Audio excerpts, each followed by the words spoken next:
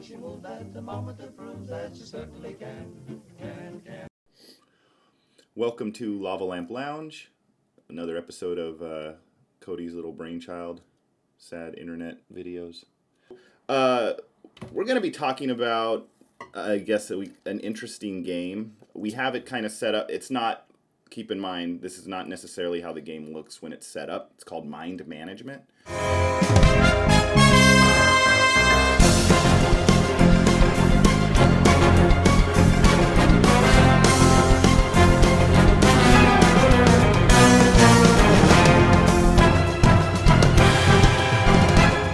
Mind Management board game. How would you describe this game? It's a hidden movement game for some of the characters. It is a deduction game, too. It is a very kind of it's a hidden movement game. Manage it works. I'll give my little synopsis. Is you have the recruiter, who is the bad guy, but who's really bad, right? But anyway, the recruiter is a bad guy. One person's the recruiter, and then another player or players play up to 4 other agents. And what the recruiter is trying to do is recruit, I believe, up to 9 recruits before time is up. If at any point players, the good guys, the agents, capture the recruiter. And again, it's hidden movement, so they don't exactly know where the recruiter is. The recruiter's keeping track of his movements behind a shield, typical hidden movement thing. And he's going around the board trying to recruit different agents. So if he recruits 9 agents, or if he escapes, meaning like time runs out, X number of rounds occur before the agents get a hold of him, then he wins. The good guys, the agents can only win if they capture the recruiter. I think that pretty much sums it up, right? Yeah. So what's kind of unique about this game is it's actually published by Off the Page Games. Off the Page is a reasonably new board game publishing company whose goal is to convert graphic novels or comics into a board game format. Let's start. We got our things, right? Okay. Let's start with artwork. I kind of already talked about that a little bit, or at least intimated about it. It's very distinct artwork, like you said, love it or hate it. I fucking love it. I think it's super pretty. I think it's really, really cool. How would you describe? I mean, it's definitely obviously comic art, but yeah, 60s vibe. A lot of the good guys are all kind of like psychic, CIA like type archetype characters. The board itself is just kind of very distinct because it's very kind of bland, except for specific items that you use to search, right, and kind of piece together things are very vibrant. To try to find where someone is, or try to find where the recruiter is, And so, like, the board is really pretty looking. The characters are really cool. They definitely, now that you mention it, it screams like it comes from some kind of a like comic book art kind of background. Which it does. It's very obviously. distinct. Yep. And just like the setting of the board, the characters, it's very, very cool. It's very espionage kind of as stuff. So I think the artwork is fantastic. It's probably one of my favorite artworks from a board game. The I guess I will just put this in there as well. So like kind of the basic plot of the comic series, Mind Management, is a character kind of stumbles upon this company, Mind Management, that's been around forever and is basically producing or training psychics. And one gentleman is kind of fed up with Mind Management and tries to kind of revolt against them, and ends up being this kind of cat and mouse game between the monolith that is Mind Management and then like the hero who kind of stumbles upon getting help from this journalist, and it kind of goes from there. So that's kind of the story. But yeah, artwork's cool. It's probably my favorite. I would agree. I don't know if you said this, but it's my favorite part of this game is the artwork. I like. You said you really liked but it. I think the artwork is one of the prettiest artworks from all the games. And it's definitely, and pretty or not, it's unique. It's very unique. You're not going to see a game that looks like this. Like, you can just tell from the box itself. Like, it's a very distinct, very cool. As soon as you see this character, this box, you can kind of already feel like it's like a 60s James Bond kind of a thing. It's like, it's very, very cool. Yeah. Next, we got production value. I mean, that might feed into the artwork a little bit, but what do you think about the components of the game? I think there's not much to it. I think it's like these little stands. They're not, they're just little cardboard stands, but they work. That I don't need anything more. The board is gorgeous. All the pieces are great. And Cards are hardy. It comes with like a little kind of decodey stuff. It has, like you said, like additional packs. So I think it's like fantastic. And that's great build. Yeah, well, and also just kind of going with what he said with the art and the production value. So what's kind of funny is there's different little like just random. It's because the whole comic and the game, because of the comic, right, is trying to feed this paranoia in this world. So it has all these just kind of random notes and scribbles and kind of subliminal and subtext all over the box and all over the game and all over the manual. So like for example, on the side of the lid here, it's blue and red kind of text merged that you can't really necessarily see unless you look really hard, or if you're wearing, cheap paper 3D glasses. You definitely should judge this book by its cover. Complexity / Erica variant. Make sure you spell variant right this time. What would what would you say about the complexity of this game? But yeah, Erica variant, what would you say? I feel like the time that I played it with you, I played all 4 of the heroes. Because we were doing a one-on-one game. Which is totally fine. You can. It is fun. It still works that way, actually. It works pretty well. I think it just took a lot to figure out, because each character, each hero has its own ability. 2.9. And so you have to really kind of keep track of who... And they have 2 characters do a move, and then 2 other characters do a move. But that's just because you were one guy, though. Yeah. The turns alternate. So, like, one turn, the 2 characters that went this one turn won't necessarily go the next time the rogue agents go, the heroes go. So it goes pretty fast. Yeah, but it's an hour. You have to really Playtime, kind of... probably. If you play with 4 people, you have one hero, he does one ability, it's easy, you're just spending the whole time strategizing. Talking to each other. Yeah. Trying to figure out, he wasn't here, he was here 3 moves ago. If you're playing with 2 or 3 people and you're playing 2 characters, it's a little bit more complex, but I think it's totally doable. I think if you're not a huge board game person, it's still... Can Erica play this game? Yeah. I don't think she would like it, but yeah. I don't think she'll like anything we play, really. Well, yeah. So there's a lot of player aids, and then like literally what the good guy can do and what the bad guy can do is printed on their respective sides of the board. So there's a lot of stuff helping you out here. There's really not a lot to it. Like let's see, replayability. Because the legacy, like you said, the legacy set, you can start in a different spot. You can choose a different symbol to be kind of your clue that you give out. Right, the bad guy, yeah. I think hidden movement games just by nature are very replayable.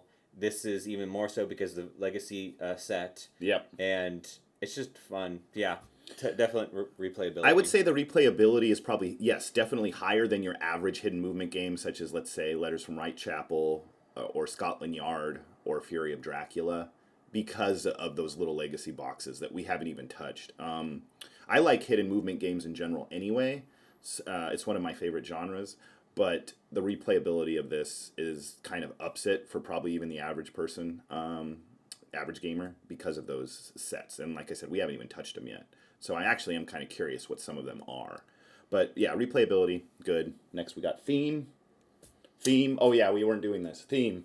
Beer, beer, beer, beer. We were supposed to do that like between each category. Man, I'll add them. Yeah, right. I'll add them. That's the universal lie. We'll fix it in post. I'll use spell check, I promise. It's like, but... Theme. Yeah, this is a shoddy operation, you know that. I love the theme. I think the... Do you think it carries over well? I think the theme of the comic... Into the gameplay mechanics, yeah. The theme of the comic mixed with the hidden movement and all the characters... And the paranoia and the way, trying to find the guy. The way it plays out with the board and you're using these symbols to locate and use clues. I think the theme is fantastic. I think the artwork plays into the theme. I think it's all such a great package. If you had to assign a number to the theme. I like 9.5. Okay, cool. Yeah, good theme, I'd agree. 8, 9. Sociability, how social would you say this game is? Player interaction.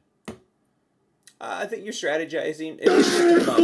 He's here. No, I think he's here. Yeah, there's debating, which is always good about hidden movement. And meanwhile, the guy that's hiding is like hee hee, standing right next to you, right? Yeah, but it has that, it builds that tension too. Yeah, you're not like you're especially for the recruiter. Yeah.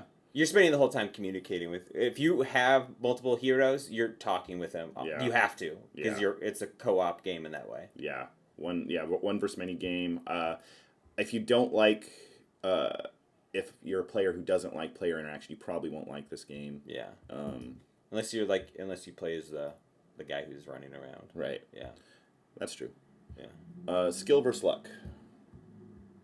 I think it's There good is some luck balance. with some of the cards that come out with the clues and stuff. And a lot of the times there's cards where you're guessing an icon Yep. to eliminate as a possibility. That's mostly luck, I feel like. You can narrow it down, you can deduce what it might be, but for the first couple rounds you're just guessing. But I think you could stumble through this game just guessing everywhere and it's gonna be fun. But obviously, like, the whole point of the game is to use your kind of deductive skills to figure out where it is. So I think there's a lot of skill involved. But if you aren't heavy on strategy, it's still fun. the big number. What's the big number? I'd give it Out of 10. Out of 10. 8 out of 10. Yes. Have we looked at the previous video? Have you given every Like game we 8, played an 8 out of 8.5, 10? Straight 8.5, we'll get it. You know what? Any game that we discuss, he'll give it an 8.5. I will give this game a solid 7. I like the game. I don't think it's going to replace any of my like kind of perennial favorites as far as hidden movement games. Like Fury of Dracula is one of my all-time favorite hidden movement games, but it's a little long for some people. I don't mind that. If that is like a thing that is a concern to you, then that's another selling point for this game, because this kind of gives you a big kind of that whole hidden movement experience in like an hour or less. Obviously, depending on how much bullshit's going on or debate amongst the heroes, but your mileage may vary. But yeah, it says an hour on the box, and I would say that an hour is probably a fair assessment or guesstimate in terms of how long a game of mind management takes. So it does wrap up like all the good things about hidden movement in a pretty artistic, tight little package. Yeah. So if you like hidden, bottom line, tagline, shorten it up, short and sweet, too long didn't read, too long didn't watch. If you like hidden movement games, you'll like this game. I mean, Just like the box tells you, judge it by its cover. I think it's a pretty cover. It is a pretty cover. Yeah, It is fun. Is this lava lamp even in the shot? Heat wave, a tropical heat wave, the way that she moved at the moment that proves that she certainly can. This guy wanted to talk about a movie that he feels ties very well. Wine and cheese ties in. They complement. To pair this with a movie, what movie involves some kind of espionage, psychics, disenfranchised psychic going against The possibly man. a dubious kind of company, group, organization. Right. Well, I already know what it is. Am I supposed to pretend like I don't know? Yeah. Okay. Oh, let me think. Movies with psychics. And,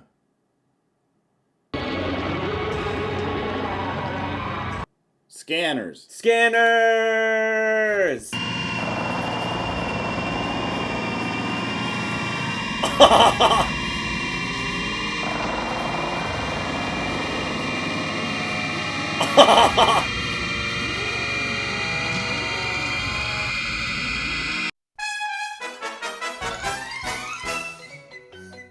This is all I remember from this movie.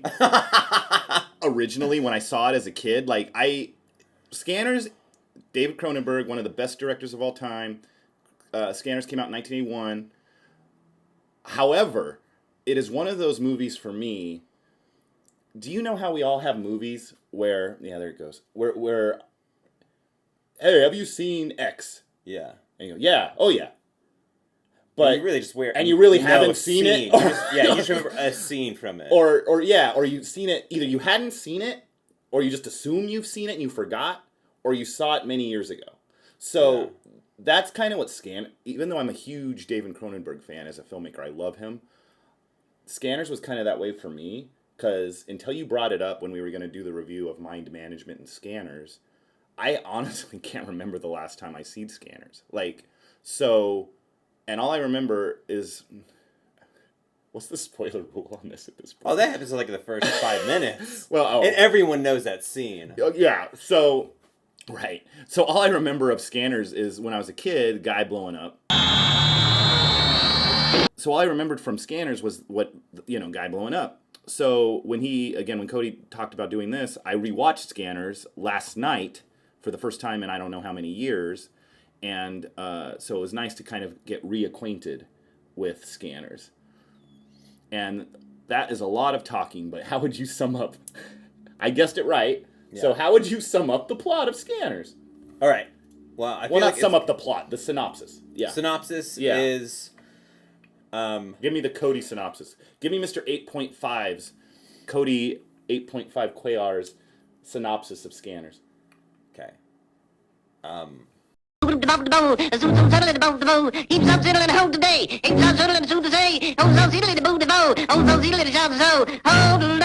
of, I guess. Okay. But then obviously more things happen, and it becomes more complicated than that. But that's essentially the plot. All right, I'll give the Dowwalder synopsis of Scanners.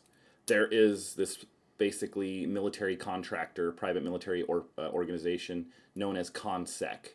And one of the things they are doing is researching into these people known as scanners. And there's about 237 of them, I think. And they have this power to basically I would say a mix of telepathy and telekinetic powers. And mind control. Yeah, so to basically potentially use them for their own end, you would assume, but that's not what they say.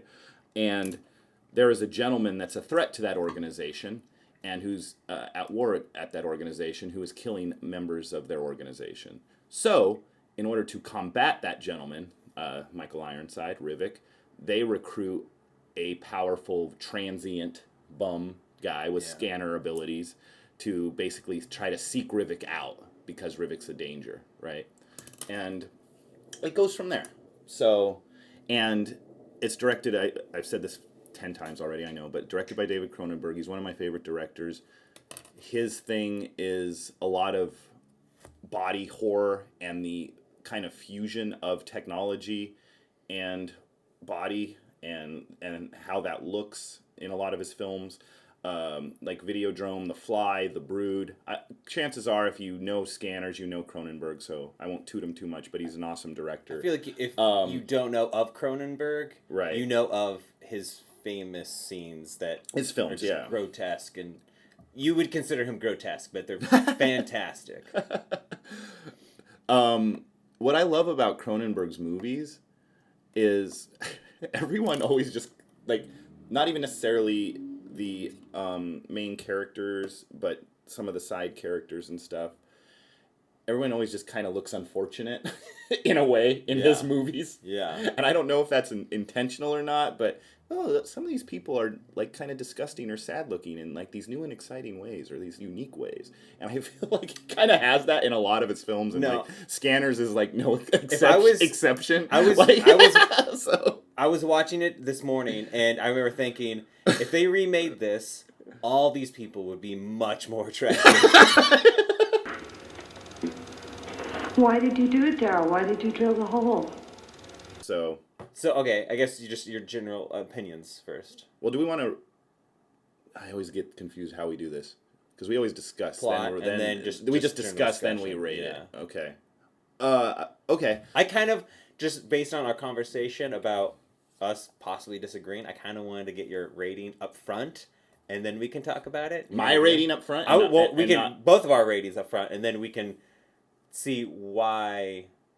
It's not my favorite Cronenberg film, and I love David Cronenberg as a filmmaker, but my rating of Scanners is a 7. Okay. Yeah. Hold on. Excuse me, everyone. Go ahead. I was going to say 8. Okay. Not 8.5? Well, that was my gut, but I didn't want to do that. But I freaking like this movie a lot more than the first time I saw it, like 10 years ago.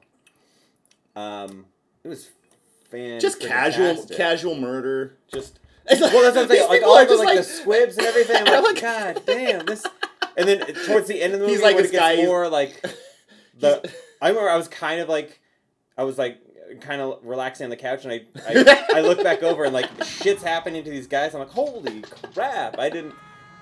Good God. Well, see, and for me, there's the Cronenberg in this. Right. Yeah. And I'm gonna sound like an old dude, right? But like for me, that's Cronenberg's like a perfect example of one of the reasons I like practical effects over CG, because I feel like I had a friend, well, you know, my friend Aaron, in film school, he always said, and I agree with him, that practical effects are always better than CG, but when you use CG works best for more subtle things, not like in-your-face things, right? And I agree with him on that. And like Cronenberg, it's like, we're never going to see, it's all CG now, right? But we're never going to see practical effects like that anymore. And some of that stuff that you see, it's like, holy shit, man, the veins are going to literally, like, they're this big. How they do The veins that, are this big popping out of his face and then, like, streaming blood. And, like, I mean, this is all Hallmark Cronenberg, right? But the practical effects of it, it's just so fun to watch. What I also like about, not just Scanners, but his movies in general, but definitely it's in Scanners, is, you know, ComSec's supposed to be like, obviously, this huge technologically advanced corporation with limitless resources. And you're watching it, and obviously they're using supercomputers, and supercomputers back then, of course, were all run on tape, reel-to-reel stuff. And to me, though, I don't, and it's just through the lens that I look at it, but to me, it doesn't look dated. It looks... Like, here's what I mean when I say that. I mean, like, I almost look at that as like retro-futuristic, and I think like, and I feel like it kind of, whether they're going for that or it's just dated, whatever, but that's the lens that I look at it through, so it works for me. So it's like, this is like some alternate realm, and so it makes sense that it looks this way. You know, does that make sense what I'm almost saying? Almost like nostalgic, like, so like, when you see someone pull out like a huge phone, you kind of like want to giggle at it. Right. But the old tech they have for this, it just seems cool. It seems, I don't know, it just... Like Alien. Like the first Alien movie. Or you, like the Blade Runner. The like, retro you don't future, care for like, you know, people aren't using like cell phones. Like they have, or Star Trek, their tech is worse than ours in a lot of ways. You don't care. It feels like it fits in the world. Yeah. There's not a good looking person in this movie, but it almost stands out because you're so used to seeing just good-looking people everywhere. The Doctor should be like this good-looking guy. No, he's just some old guy. Yeah. The yoga guy. Oh yeah, this that was old funny. fucking guy. Yeah, and that was like funny. Nowadays, I feel like they would cast like, I don't know, Russell Brand. Seriously, that was the guy. Shut up! No, I swear to God, You're that so was the guy I was full of thinking of. I swear.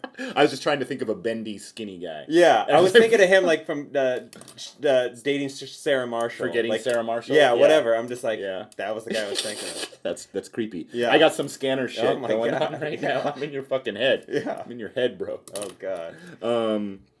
I love the ending. I vaguely remember the ending from 10 years ago. Yeah. But then like the showdown is like gruesome and, you know, fucking weird. It was a simple showdown. They revealed a lot. There was a simple kind of action scene. It was more like a thrilled or, you know, a tense scene rather than you get an like action scene. you basically get like the end speech like that you would get from like a Bond villain or something like right that, and then there's like a showdown, right? Yeah. But then the very end, like the kind of, I won't give it away, but just the end, I fucking loved it. I feel like it was unique, it was different, it was not ideal, but it was fucking cool. I love the ending. Yeah. How about you? Yeah, no, I like it too.